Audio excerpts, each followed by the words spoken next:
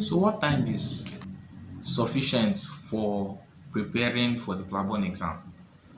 Well, most articles that I've seen online usually states that candidates should endeavor to spend between 2 to 4 months in preparing for their PLAB exam. But in my own case, I think I'm going to use even way beyond that. I am thinking about using up to 6 to 8 months for preparing for my own PLAB exam. Being that I know myself, I know that for me to pass this exam, I need maximum time to prepare.